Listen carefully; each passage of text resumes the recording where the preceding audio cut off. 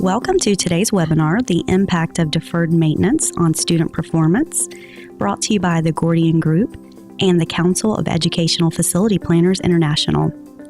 Our featured speakers include Dr. David Peterson, Superintendent of the Scottsdale Unified School District. He is also the Director of the Association of School Business Officials International and sits on the board of the Council of Educational Facility Planners International, the Southwest Region Chapter.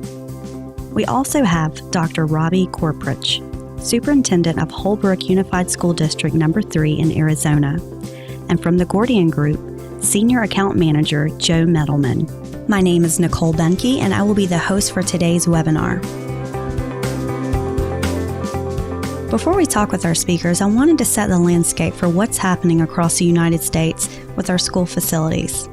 It's important to note that the examples used today are not only relevant in the state of Arizona, but for the majority of our schools. The relationship of a high-quality learning environment and student performance is so important that it has been addressed by a number of state courts as well as in Congress. As it stands now, 76% of our public schools are behind in keeping their schools up to date. For the most part, this decline in physical condition is primarily due to insufficient funds, putting schools in a tough position to make a decision between deferring maintenance or using those funds in other needed areas. The State of Our Schools report that it will take about $271 billion to bring our nation's school facilities up to working order. After adding in costs to modernize facilities to meet current education, safety, and health standards, the total investment necessary reaches a staggering $542 billion. Research shows that every dollar deferred in maintenance eventually will cost $4 to address later, indicating that the problem is likely to get worse. So what can we do now to start taking care of our school backlogs and deferred maintenance? Our speakers today are going to address these issues and offer solutions to these problems. And now I'd like to introduce Dr. David Peterson. Welcome, Dr. Peterson. Thank you, Nicole. I appreciate the opportunity to be here today. So, Dr. Peterson, let's start by talking about how the physical condition of the school facility impacts student achievement and performance. Well, I think that's an important item that people really need to understand, that your physical environment impacts what you do. When people are comfortable, they perform better. When students are in an area where you have good lighting, the air conditioning's working, the roof's not leaking, the sound is good, so you have good overall ability to hear the teacher. That's important for the student, but also it's important for the teacher. You can imagine a teacher that all day long is in front of a classroom trying to talk over a lot of ancillary ambient noise becomes a major problem and a strain on that teacher. So we know that the facilities definitely impact the educational learning environment. Research shows that anywhere from 5 to 20 points increase based on a good quality physical learning environment. And we see that anecdotally with our students and with our own selves. Curbside appeal is a huge deal. Tell us about the age of educational facilities in our country and the issues around increased student enrollment and the wear and tear, deferred maintenance, et cetera, that goes along with all of those issues. Well, it's interesting. As we look across the country and even in our own school district here in Scottsdale, facilities continue to age. The average age of a school facility in the country is over 50 years old, and that's pretty staggering.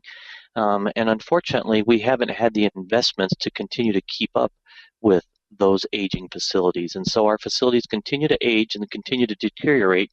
And unfortunately, as our budgets get tighter and tighter, one of the first areas that we end up impacting is in the maintenance area. It's kind of easy. It's out of sight, out of mind. We're not in the classroom per se every single day.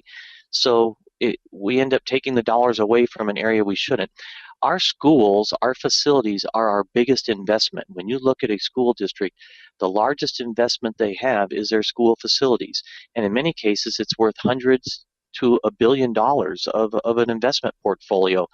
Nowhere else would you not take care of your investment portfolio, but unfortunately, that's what ends up happening in the educational environment.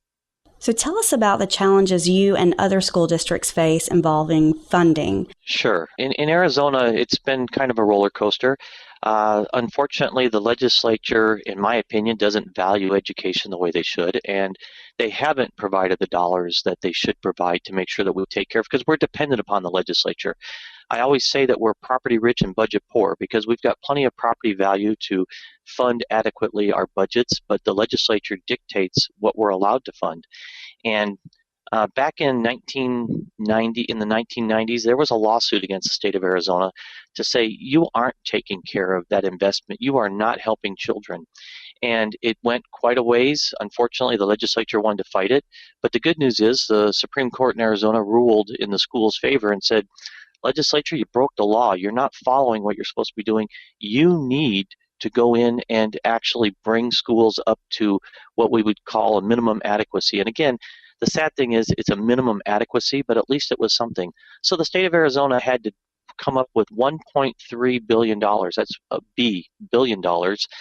They spent $1.3 billion to bring all the schools in the state up to a minimum adequacy. And then they were supposed to provide ongoing dollars for what they called building renewal, which was basically major maintenance, renovation, and preventive maintenance. Preventive maintenance was huge.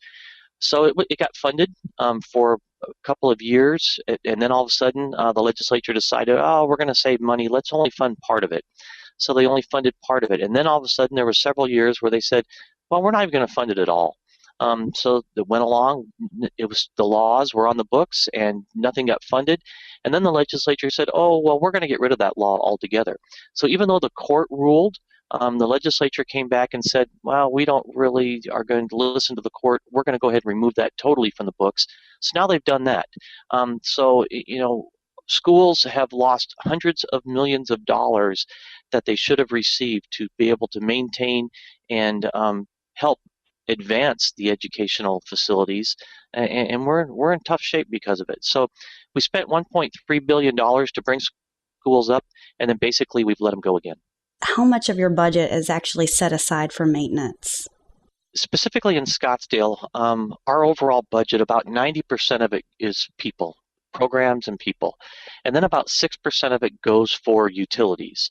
And then about 4% is left for everything else. So it's not a whole lot of money. And unfortunately, we're supposed to have capital dollars come from the state that's separate from the building renewal money. This last year, the legislature cut that by 85%. So again, we received a couple $1 million where we should have received upwards of over $10 million. So, and that's to do everything. That's to buy software, that's to buy books, furniture, desks, and then to do major capital type things and maintenance. So it's really frustrating. We have about 4% of our budget to do all those other operational things that we need to do. And it just doesn't happen. It doesn't go around and work. It's important that as we look at facilities, that first and foremost, facility people need to understand and make the connection between the physical environment and the educational environment. And I always say instruction drives construction. We should not be building a facility and then saying, oh, what program can we put into it? Instead, we need to understand what are the programs, how do we make sure our children are college and career ready? What programs do we need? And then we need to go in and have our facilities structured so that they can support those programs. So I think it's important that as facilities folks, we also have to be aware of the educational environment. So many times there's a disconnect, and that's unfortunate because we're all in it together. I always say in Scottsdale, we're a family.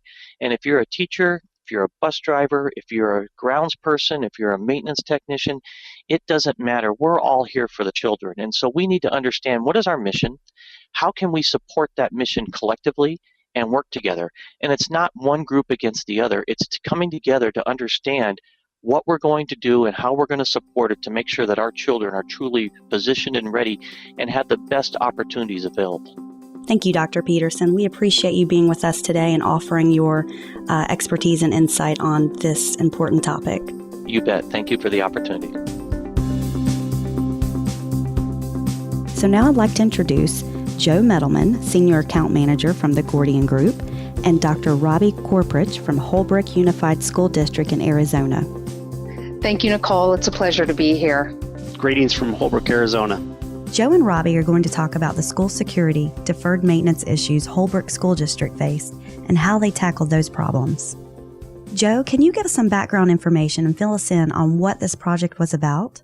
Holbrook is a small school district up in the northern part of the state of Arizona. And like most school districts, being fiscally responsible is important. Also, finding funding for projects can oftentimes be a struggle, especially in smaller school districts in the outlying areas of the state. This had been a project that Holbrook Unified had been wanting to do for some time and simply hadn't had the funding to do the project. And if students feel safe at school, their performance is certainly going to increase just by virtue of the fact that they're in a safer environment. In light of the Sandy Hook Elementary tragedy in Connecticut, they decided that it was a priority. Robbie, can you tell us about the specific safety issues you needed to address?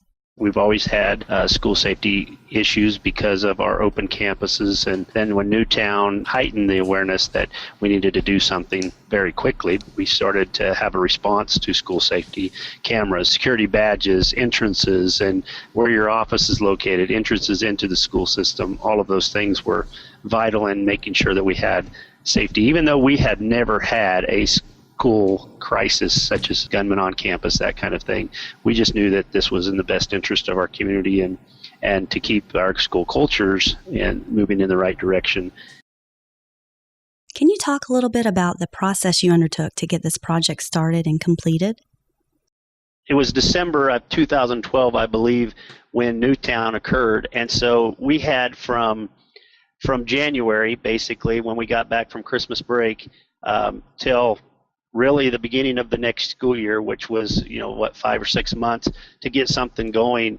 And we knew we were going to have to do a pretty large remodel, and to go out and bid that out and to get solicit bids and architects and all of those things that go along with procuring the process for construction, it was just going to take too long. We wanted to have this ready by August when our students returned. Obviously, when you're procuring work over the summer, you don't have a lot of time. They had made a decision in May to do the work, so we knew we had to move quickly. And one of the ways is by using a job order contracting program or some sort of an alternative delivery method. We've been using JOCs for quite some time for different projects because it's already bid out, it's already procured, it passes all of our audit inspections, and so everything was taken care of through a JOC rather than trying to bid everything out. And so, by mid-July, we were done, and it just turned out to be a great project for us to be able to accomplish this in the timeline that was needed. So tell us a little more about the actual project. Exactly what steps you took to tighten school security at the school.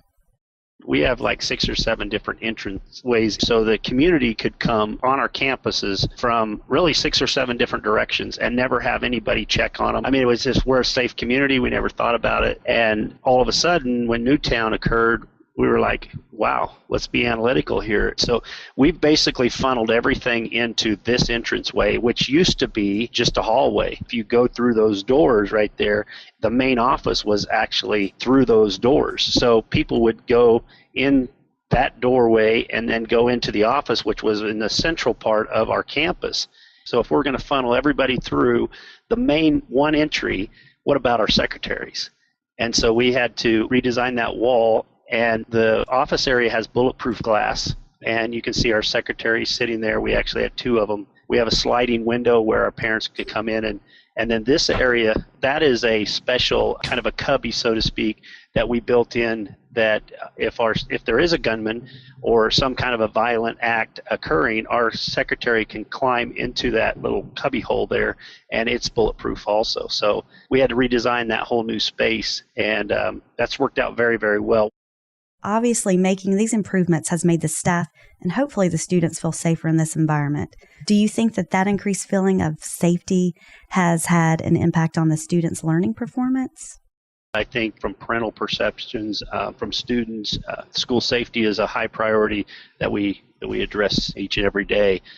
Kids naturally can't perform unless they feel safe, and so that was a basis for us to just kind of take away the fear of, is this going to happen in Holbrook? I think it was just a level of comfort that our students and our parents and our teachers all felt that we were being proactive and addressing their safety and their needs in this manner.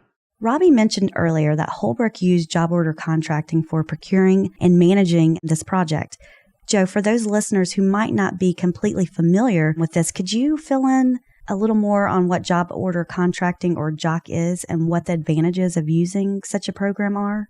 Job order contracting, also referred to as JOC, sometimes also referred to as IQC or indefinite quantity contract. JOC's a unique indefinite quantity procurement process that helps facility and infrastructure owners complete large number of repair, maintenance, renovation, and straightforward new construction projects with one single competitively bid contract.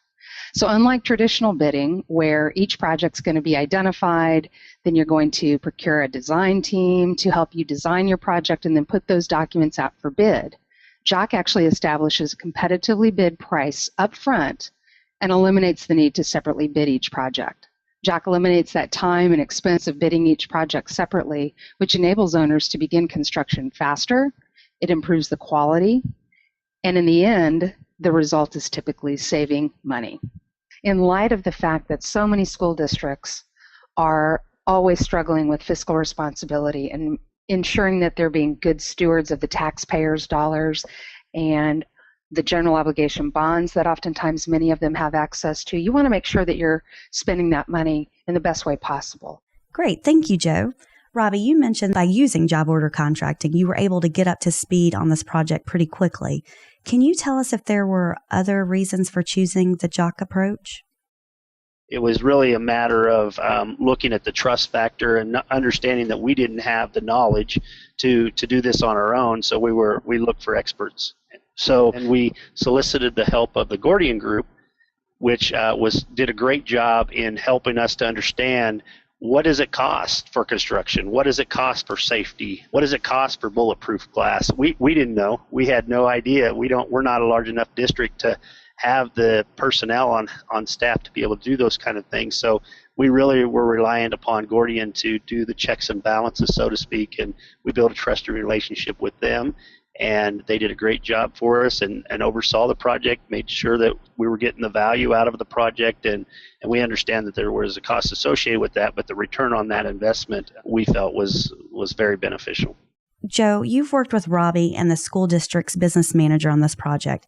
Can you give us your perspective? Yes, I'd be happy to elaborate. Robbie's probably made mention of the fact that they're a very small, remote district, and it's incumbent upon somebody like Robbie and the business manager to really make sure they're watching the funds that are available to them and make sure they're spending their money wisely, especially on deferred maintenance, because you can't afford for things to get out of hand. So I think that's where the relationship kind of kicked off, and we certainly had to earn our stripes with everybody and make sure that we were providing them exactly what they needed, and I think we proved that on this project in particular.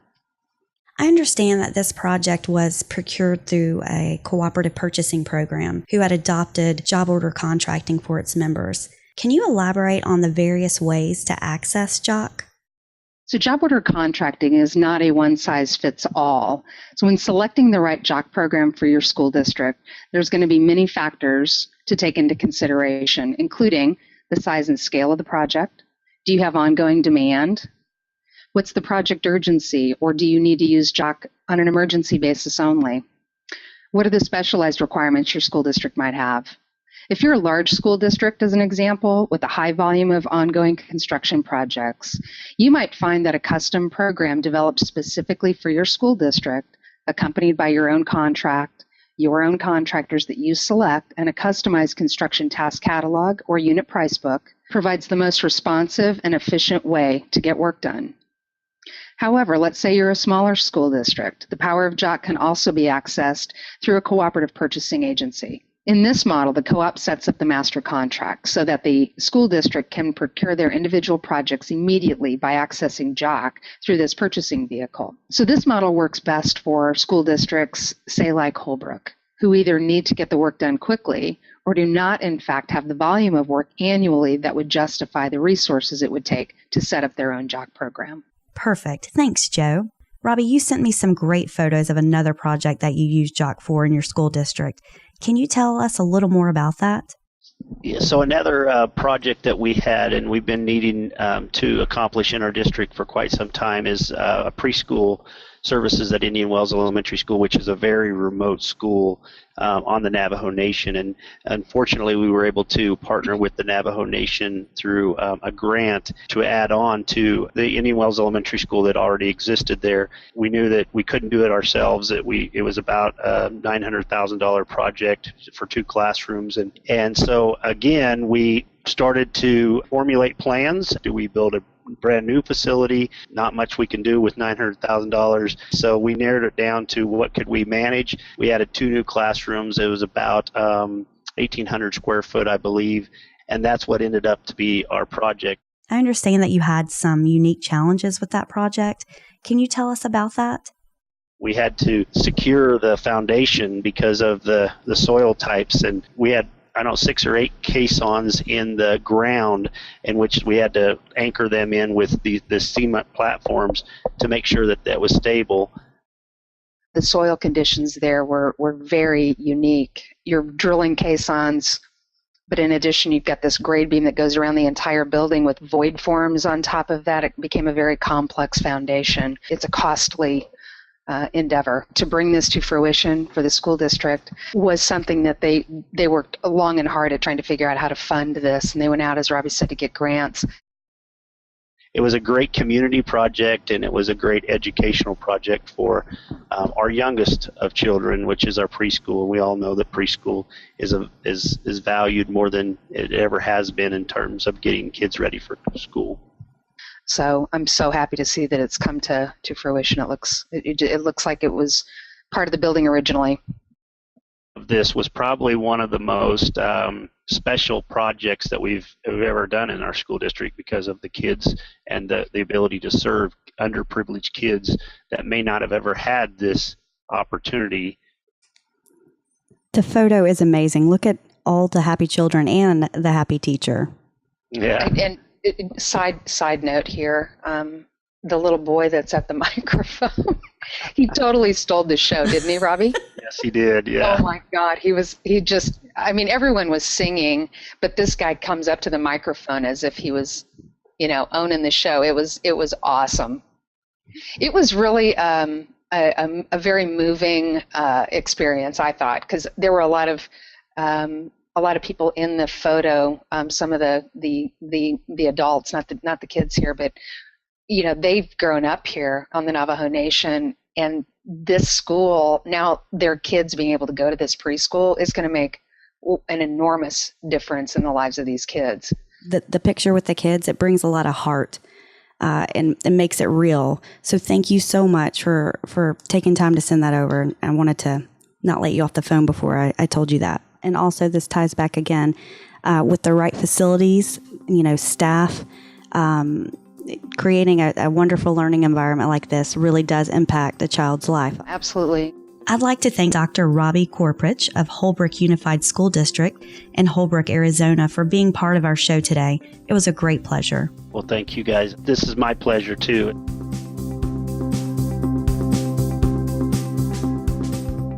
We are now going to move on to the question and answers portion of the webinar. Due to a prior school commitment, Dr. Corprich will not be able to be a part of this session. You can, however, submit questions for him, and we'll get his answers and update you with those offline. Joe Mettleman and Dr. David Peterson will be addressing your questions today, and it looks like we already have a couple of questions submitted, but please feel free to go ahead and submit any at this time. Our first question, I believe, stems from something Dr. Peterson was speaking on. The question is, where do you see the biggest improvement per dollar spent?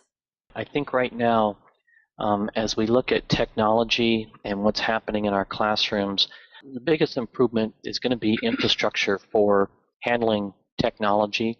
And then from there, it's probably going to be lighting and acoustics, and then air conditioning.